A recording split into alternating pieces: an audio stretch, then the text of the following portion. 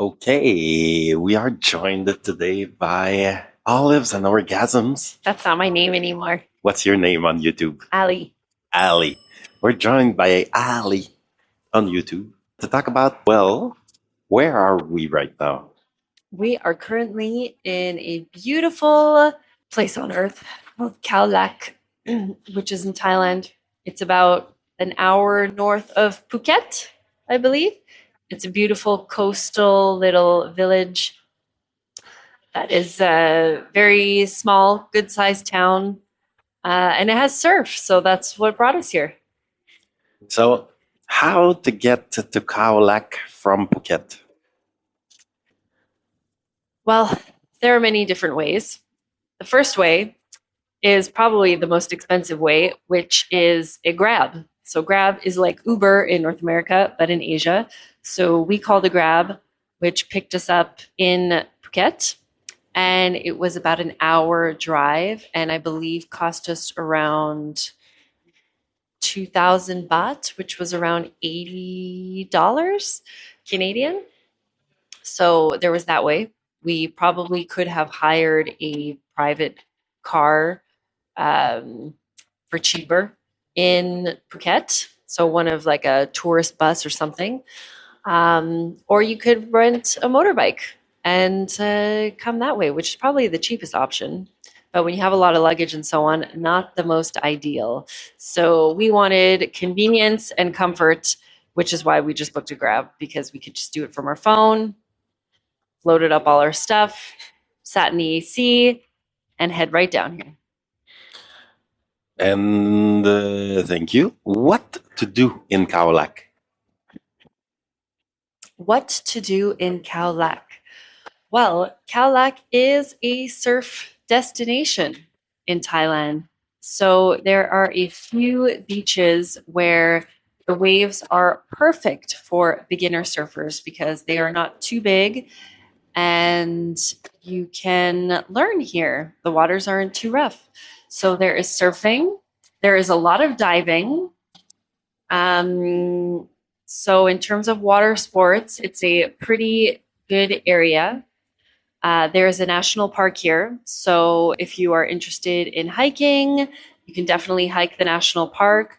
There are definitely other excursions that you can do from here that I haven't seen yet, such as James Bond Island, goes diving with the sea turtles, things like that. The Samui Islands, and a bunch of other attractions that you can do specifically from here. Other than that, you can rent a motorbike and ride around the town because it is flat land here. So it is really fun and easy, especially if you're learning how to ride a motorbike. It's pretty safe around here because there's not that much traffic.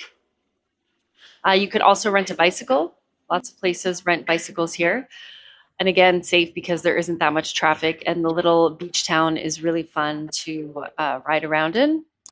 And then you could do all the other great stuff Thailand has to offer, such as join in the night markets, which are always a good time for delicious, nutritious, and cheap food. You can get a massage, of course.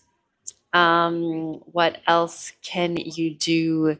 You can get a lovely cocktail and watch the beautiful sunset by the ocean and do a little sunset dip with your loved one or by yourself or with your friends. And yeah, that's all the stuff that you can do in Khao Lak and just enjoy the beach vibe because there's not too many people here. Where to stay in Khao Lak? Where to stay in Khao Lak? So you have a few options. It is a beach town. So if you are looking for a little bit more luxury, you can definitely stay on one of the resorts that's by the beach. So you have beachfront. Some of them have, kind of all-inclusive type of deals, or breakfast included, buffets, things like that. Great service, but those are definitely more expensive.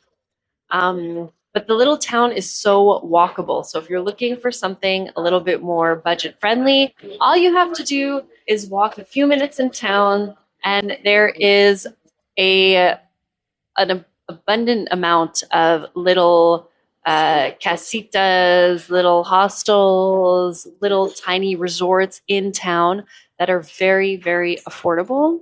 So, for example, we are staying about a 10-minute walk from the beach, which I'd say is pretty reasonable. And we got an incredible deal online through booking.com. Usually, I wouldn't recommend booking through booking.com because they charge a commission. And if you book directly with a hotel, you get a cheaper price. However, you got to shop around because in this case, we did get an incredible deal with booking.com. We got the room for half price. So we're actually paying $38 Canadian a night for this beautiful, beautiful little tiny, quiet resort. It has a beautiful garden. It has great service. It's a beautiful place and it's very conveniently located. So yes, there are many, many places to stay in Khao Lak at different prices. Where to eat in Khao Lak? Where to what? Where to eat in Khao Lak?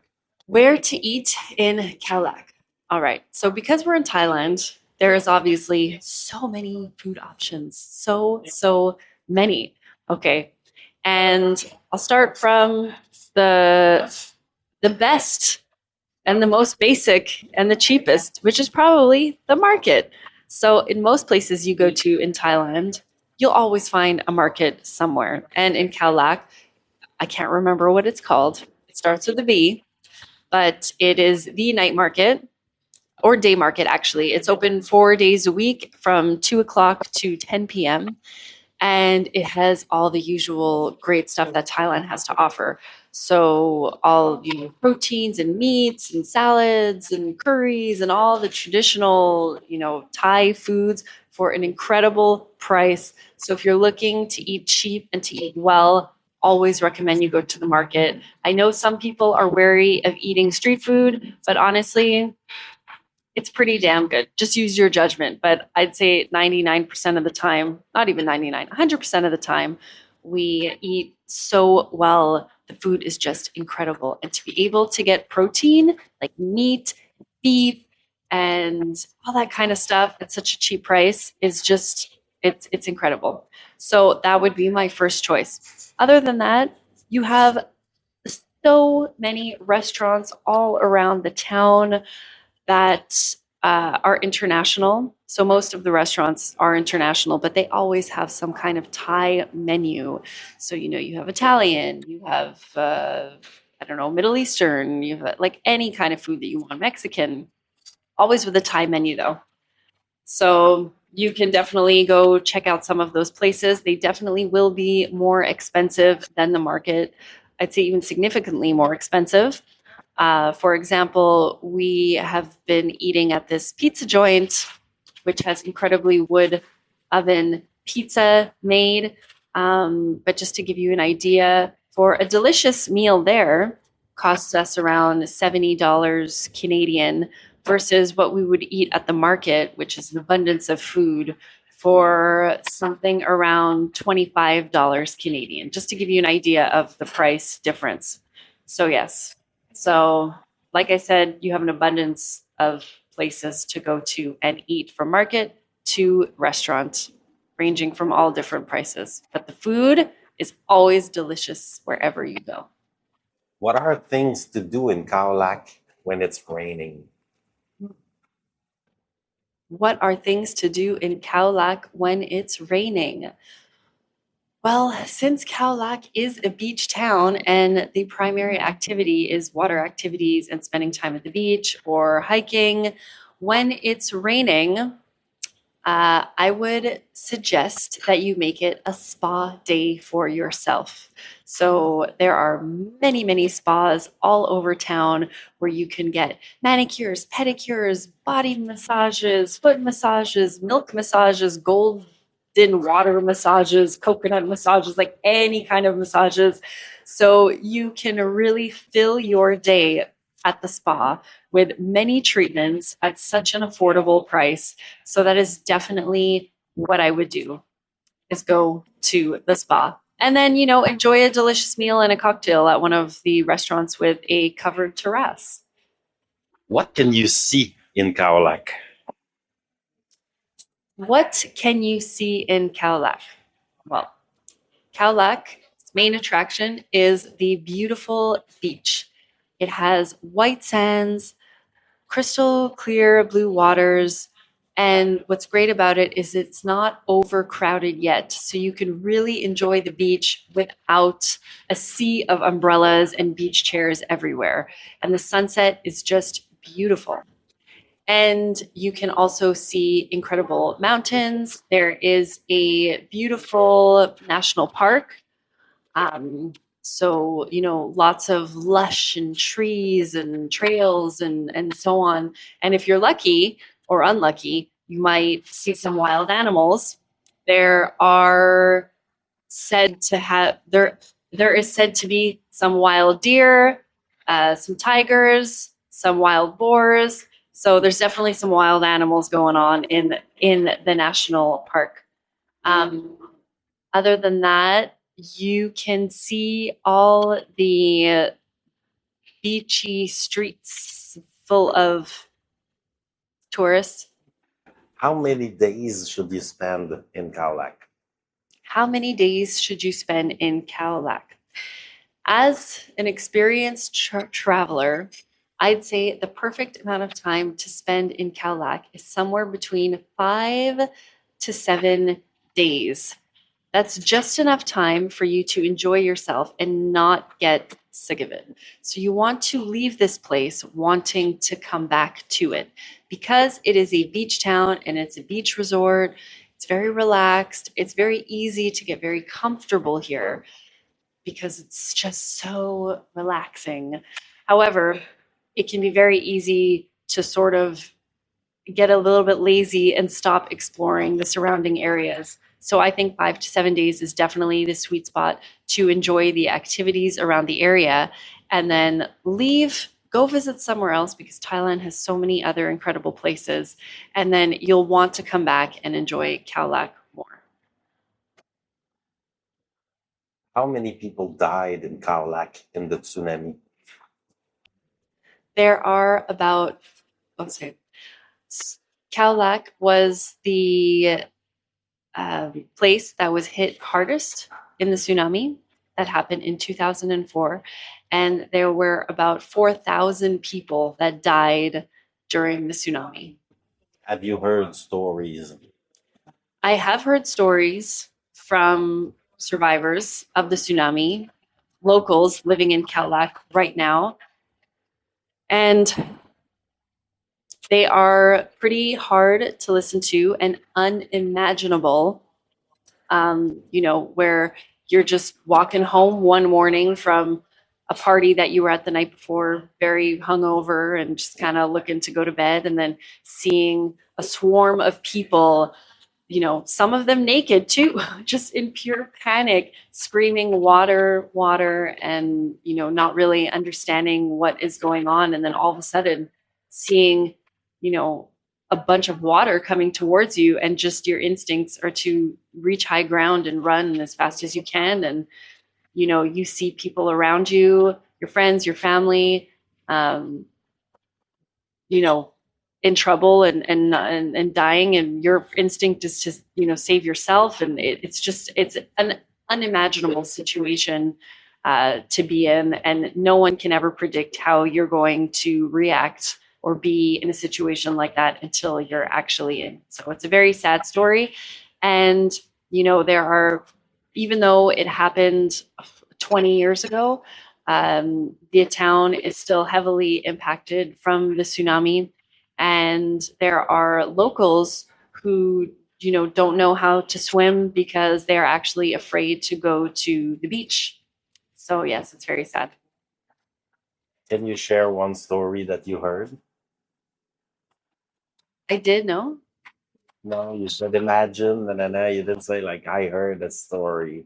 The guy was and like Oh, so I met a guy the other day who was telling us his story during the tsunami.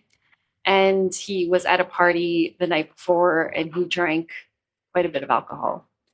And so he didn't sleep all night. And the next morning, he was walking home still kind of drunk and hungover at the same time, not feeling too hot. And then he just started seeing people run, screaming, water, water, water. And he's just looking around saying, what is going on? This like water, water, just kind of confused and just still doing his own thing. And then all of a sudden, he sees, this like the water just coming in, and his first instinct was just to get to higher ground. So he jumped on this balcony, trying to climb up, and luckily he made it, but he unfortunately saw a few of his friends get carried away by the water. One in particular who was on his motorcycle and who refused to leave his motorcycle behind and just got swept up in the water with his motorcycle and passed away. And he couldn't get down from the balcony after, so they had to the locals around him put a wooden plank for him to slide down. But I think in that moment he was just in complete disbelief about what had happened, and obviously, incredibly sad that he couldn't help his friends. But in that moment, he was just thinking about trying to survive himself. You couldn't help anybody. And, it was very impactful for him because the entire town was just wiped out. So he decided to leave here for a couple of years. But now he's back. And, I'm happy he is because he was able to share his story with us. But yes. Do you still see damages from the tsunami in 2024? Do you still see damages of the tsunami in 2024? Yes, you do. So there is one beach that we went to for surfing, and there is a whole row of this beautiful resort, tiny houses, bungalows, and such. And they're still kind of intact, but you could tell they've been abandoned for many, many years. And it's basically a whole strip, that was affected by the tsunami that hasn't opened since. And they're looking to open them quite soon, but yeah, that hasn't been redeveloped yet. And they have built these sort of tsunami towers by the beach, and it's called Tsunami something. It's not called Tsunami Tower, but it's called Tsunami something. It's basically a tower with stairs so people can just come and run and go up. In case there are signs everywhere to warn people like how to evacuate if the tsunami is coming. I know that they have alerts now, but also there is a lot of mental damage, I guess you would say, or mental trauma to the locals that live here. So, because of the tsunami, a lot of locals are actually scared of the water. So, one of the locals was telling us that they don't really learn how to swim anymore because they don't go to the beach. So there are actually some unfortunate stories recently of, some locals going fishing and so on, but who kind of get caught up with the tide and end up drowning because they don't know how to swim because they are not used to coming to the beach anymore. So, Khao Lak, on a scale of 1 to 10.